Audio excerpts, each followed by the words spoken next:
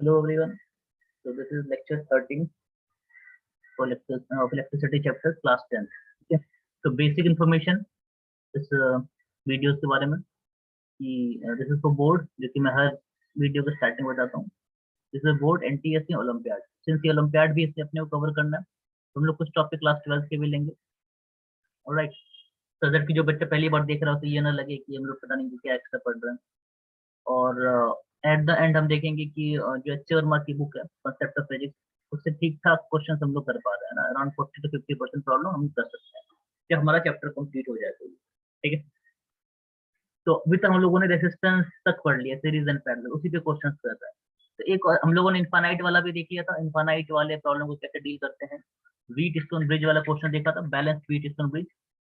Chapter के and में मैं अनबैलेंस भी बता दूंगा कैसे सॉल्व करेंगे ना, अनबैलेंस व्हीट स्टोन ब्रिज. ठीक है. अनबैलेंस मतलब ऐसा कुछ सेटअप अगर हो, मान लेते हैं कि 2 ओम है,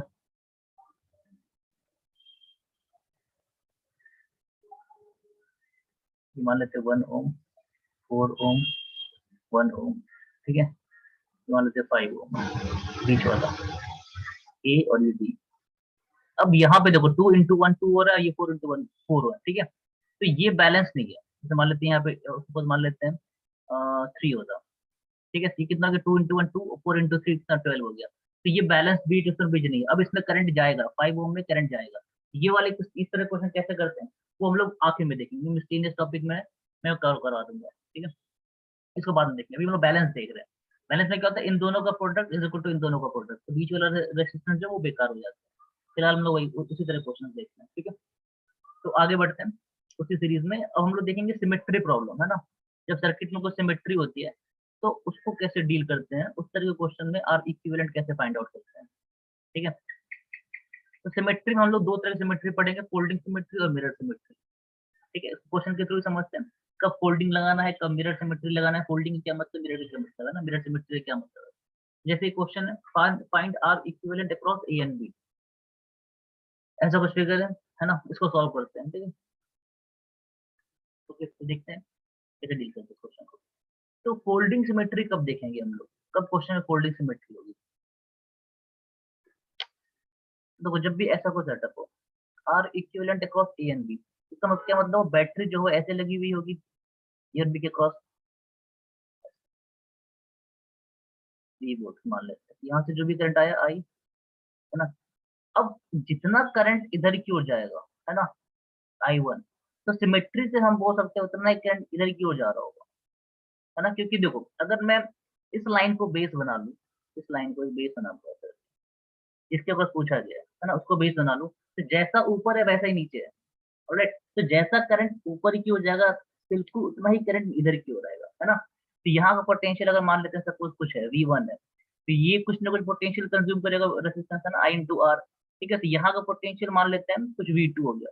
यहाँ का पोटेंशियल अगर V2 है तो यहाँ का पोटेंशियल VV2 होगा, है ना. सब कुछ सिमिलर है ना. ए बी देखो जिसके अक्रॉस पूछा गया उसके अक्रॉस एक लाइन खींच दो, और जैसा फिगर ऊपर वैसा का वैसा फिगर अगर नीचे है, दैट मींस हम बोलेंगे फोल्डिंग सिमेट्री है इसमें. जितना पोटेंशियल यहाँ का होगा उतना ही पोटेंशियल यहाँ का होगा. कैसे कि जितना करंट इधर की ओर जाएगा उतना ही करंट यहाँ पे आएगा, है ना. और बाकी सारी वैल्यूज भी सेम है. तो हम इस सिमेट्री से बोल सकते हैं जो पोटेंशियल यहाँ का वही पोटेंशियल यहाँ का. ठीक है. फिर से रिपीट कर रहा हूँ, फोल्डिंग सिमेट्री कब देखेंगे, जिसके अक्रॉस पूछा गया ना उससे पास करते हुए लाइन खींचो. देखो अगर वैसा का जैसा फिगर ऊपर है वैसा का वैसा फिगर नीचे बन रहा है, तो हम इसमें फोल्डिंग सिमेट्री यूज कर लेंगे. ठीक है. तो हम क्या करते हैं, अब यहाँ का पोटेंशियल यहाँ का पोटेंशियल सेम है, तो क्या करते हैं ऊपर वाले फिगर को मर्ज कर देते हैं. ऐसा करो फोल्ड करके से चिपका दो, है ना. ऊपर वाले फिगर को ऐसे चिपका दो, है ना, ऐसे फोल्ड करके चिपका दो. ठीक है. तो देखो कैसे फिगर बन जाएगा, यानी कि इसको ऐसा बना सकते हैं इक्विवेलेंट टू ये ए और ये बी. तो ऐसा करते हैं फोल्ड कर देते हैं ना. जिसके क्रॉस पूछा गया उस लाइन के बाद फोल्ड कर दो. ठीक है. तो जैसे मैं इसको फोल्ड करूंगा, इसको उठा के रखूंगा इस पे, तो ये आर जो इसके ऊपर आ गया, है ना. तो देखो ये आर जो है ये V1 और V2 के बीच में, ये वाला आर भी V1 V2 के बीच में. इसका मतलब ये दोनों किस में हो जाएंगे, पैरेलल में हो जाएंगे. तो आर और आर जब पैरेलल में है तो यहाँ क्या मिलेगा अपने को, क्या मिलेगा R/2. सिमिलरली ये पोटेंशियल यहाँ मान लेते हैं, यहाँ पोटेंशियल कुछ मान लेते हैं V3 है, तो ये वाला आर जो है ये V2 V3 के बीच में आ गया, ये वाला आर भी V2 V3 के बीच में आ गया. मतलब ये दोनों पैरेलल में है, तो जैसे मैं फोल्ड करूंगा तो आर और आर ये दोनों क्या बन जाएंगे, आर बाई टू, है ना। आर और आर क्या बन जाएंगे, आर बाई टू। ये मैंने बता दिया था, सेम रेसिस्टेंस है, अगर दो है तो आर बाई टू है ना, आधा हो जाता है। इसका मतलब फोल्ड करने पे ये वाली वैल्यू कितनी हो जाएगी, आर बाई टू। इस आर के ऊपर ये आ गया, इस आर के ऊपर ये आ गया, ठीक है। अब अगेन ये वाला जो आर है, ठीक है, यहाँ पोटेंशियल मान लेते हैं कुछ सपोज V4, ठीक है। तो ये वाला आर जो ये V4 और V2 के बीच में आ रहा है, ये वाला आर जो है दैट इज ये भी V4 और V2 के बीच में आ रहा है, ठीक है। तो जब मैं इसको फोल्ड करूंगा तो अगेन आर और आर क्या बन जाएंगे, आर बाई टू, यानी कि यहाँ बन जाएगा आर बाई टू। अब ये रेसिस्टेंस जो है इन दोनों के ऊपर कोई ओवरलैप नहीं कर रहा है ना, तो ये दोनों इंडिपेंडेंट आर ही रहेंगे, आर और आर, ठीक है। ये है फोल्डिंग सिमेट्री देखने का तरीका। जिसके अक्रॉस पूछा गया उससे पास करती हुए लाइन खींचो, जैसा का जैसा फिगर ऊपर है वैसा का वैसा अगर फिगर नीचे है तो फोल्ड कर दो, है ना, तो फोल्ड कर दो इस तरह से, ठीक। अब जो जो रेसिस्टेंस ओवरलैप कर रहे हैं बस वो देख लो कितना होगा। यहाँ पे आर है, ये भी आर है, तो आर बाई टू। अगर यहाँ पे टू आर होता और ये टू आर होता तो टू आर मिलके बन जाते आर। तो देख लेना किस तरह का क्वेश्चन है। फोल्डिंग देखना मैंने बता दिया कि फोल्डिंग कब देखते हैं, ठीक है। अब देखो, अब बेसिकली अपने को ये वाला फिगर सॉल्व करना है। तो जैसे अब मैं इस फिगर को देख रहा हूँ, ये मेरे को वी डिस्टेंस दिस दिख रहा है ना, this into this is equal to this into this, ठीक है। तो मेरे को ये बैलेंस वी डिस्टेंस दिस दिख रहा है ना, 5 रेसिस्टेंस है ना, इन दोनों का प्रोडक्ट जो इन दोनों का प्रोडक्ट के बराबर आ रहा है, तो मतलब ये वाला जो रेसिस्टेंस है ये बेकार हो गया, है ना, ये तो बेकार हो गया, ठीक है। तो अब क्या बन गया, ऊपर दोनों सीरीज में आर और आर, सीरीज में टू आर और आर बाई टू सीरीज में कितने हो जाएंगे, आर हो जाएंगे, ठीक है। तो ऊपर है टू आर और नीचे है आर, तो मैं और सिंपल फिगर बना देता हूँ मैं। जैसे ये बेकार होगा तब ऐसा कुछ दिखेगा, आर और आर टू आर, इधर बन गया R, R by two series में, ये ए और ये बी, ठीक है। अब टू आर और आर किस में आ जाएंगे, पैरेलल में हो गए, तो आर इक्वल फॉर्मूला लगा दो, r one r two upon में r one plus r two, r one r two upon में r one plus r two, three r, तो कितना हो गया, टू आर बाई, ये हो गया आंसर, ठीक है। फोल्डिंग सिमेट्री कैसे देखना है, जिसके पास पूछा गया उससे पास करती हो लाइन, एक लाइन खींचो, ठीक है। देखो जैसा का फिगर ऊपर है वैसा का वैसा नीचे है, तो फोल्ड कर दो उस लाइन के अबाउट, है ना, ए बी के अबाउट फोल्ड कर दो, ठीक है। इसको बोलते हैं फोल्डिंग सिमेट्री। एक और क्वेश्चन देखते हैं।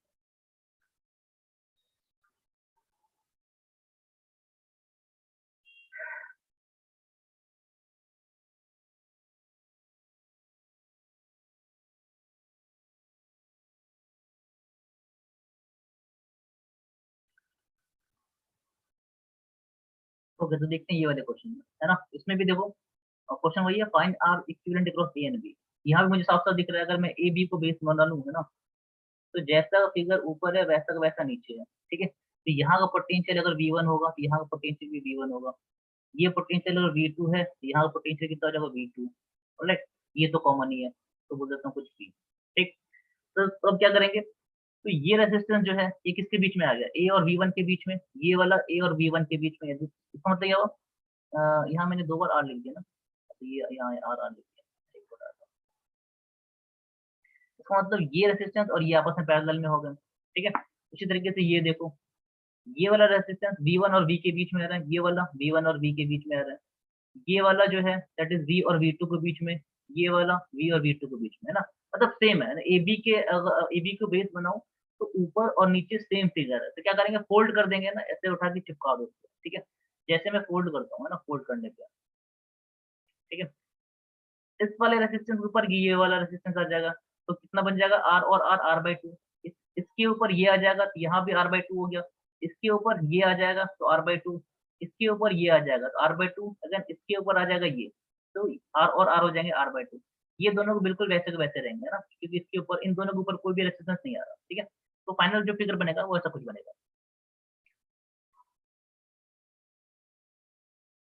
तो ये दोनों तो एज इट इज रह गए, आर और आर, ठीक है।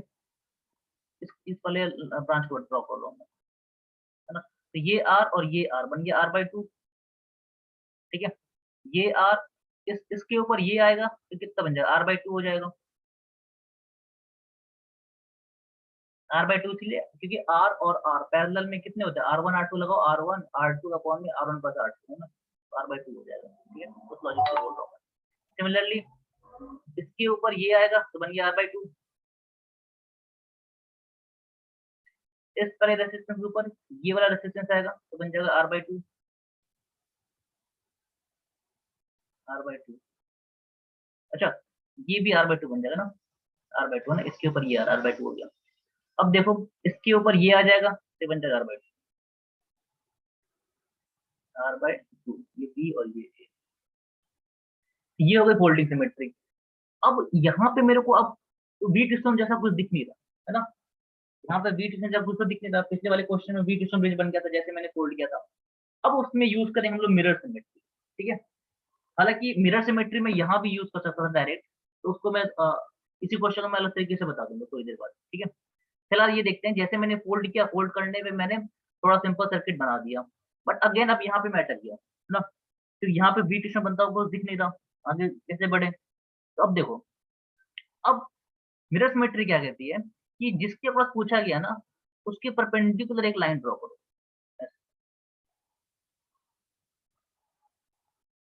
ठीक है। मान लेते हैं यहाँ पे मिरर है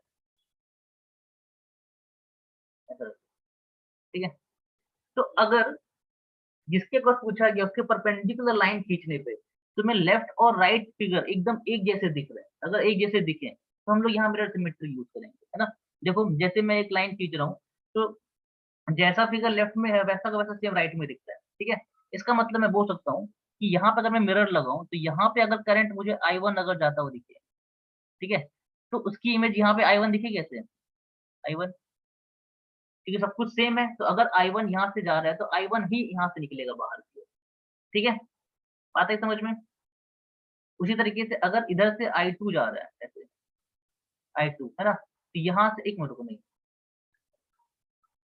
मैं बोल रहा था कि जिसके पास पूछा गया उस पे परपेंडिकुलर लाइन ड्रॉ करो और एक मिरर बना दो, ठीक है। तो ऐसे दिख रहा है कि अगर यहाँ से करंट कुछ I1 जा रहा है तो यहाँ से I1 करंट पास होगा, ठीक है।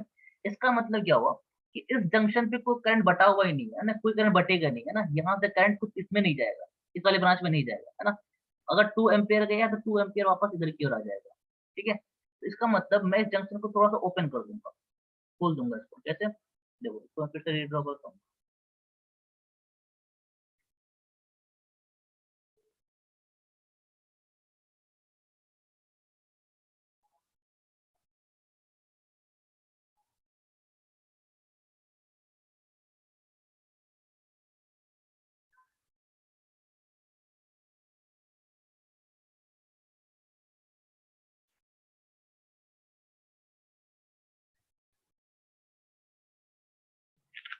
ऐसा कुछ बन गई है, ठीक है। तो देखो जैसे मैंने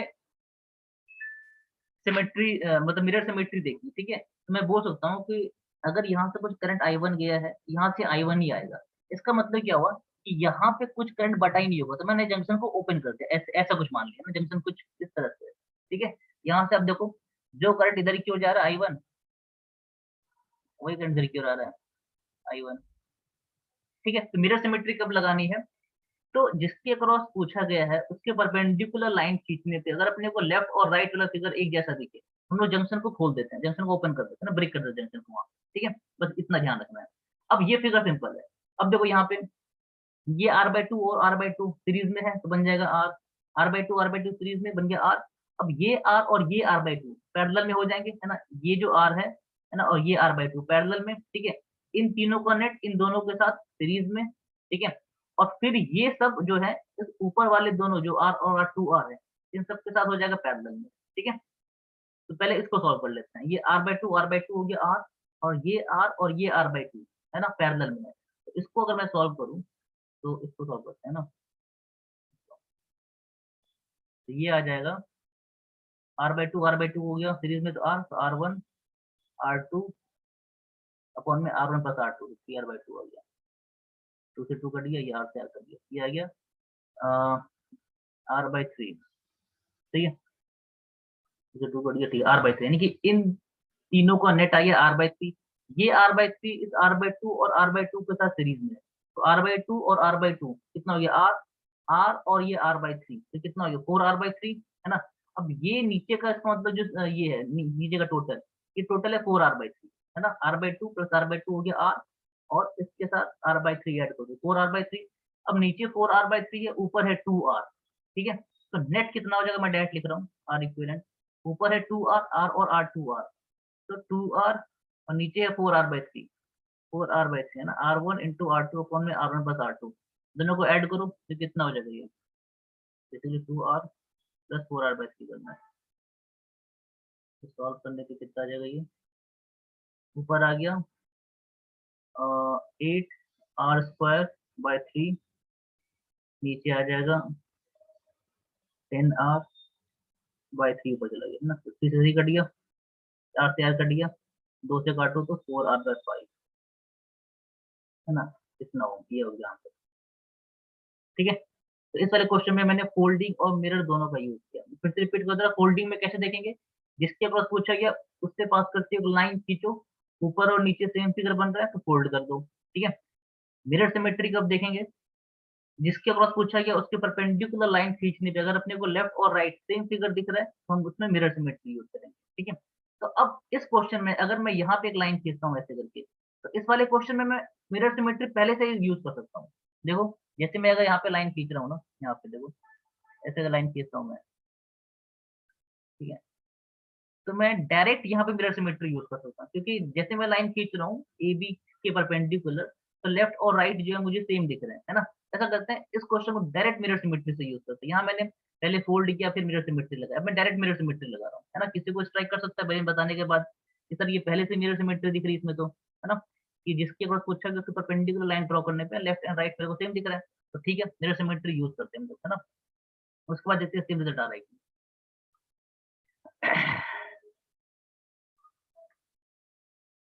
तो मैंने रीड्रॉ कर लिया, तो यहाँ मैं यूज कर रहा हूँ मिरर सिमेट्री। ठीक है, तो जैसे मैंने इसका लाइन खींची इस तरह से, मिरर बनाया बेसिकली,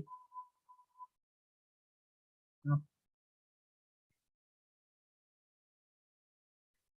जैसे मिरर बनाऊंगा तो जो करंट यहाँ से जाएगा I1, उतना ही करंट इधर जाना चाहिए I1, इधर से करंट आ रहा है I2, इधर से लीव भी कितना करना चाहिए I2, है ना, मिरर इमेज बनेगा। इसका मतलब जंक्शन को मैं खोल दूंगा ना, जंक्शन पे करंट बट नहीं रहा होगा। ठीक है, तो इसको मैं ऐसे रीड्रॉ कर लेता हूँ।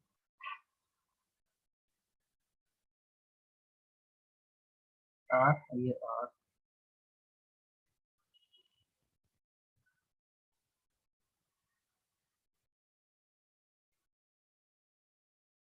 अच्छा मैं आर बार बार नहीं लिखा, उसकी वैल्यू तो आर है ही।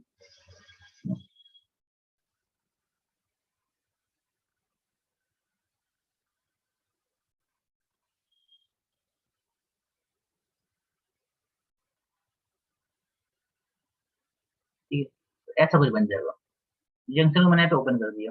ठीक है, तो लिख के देते हैं।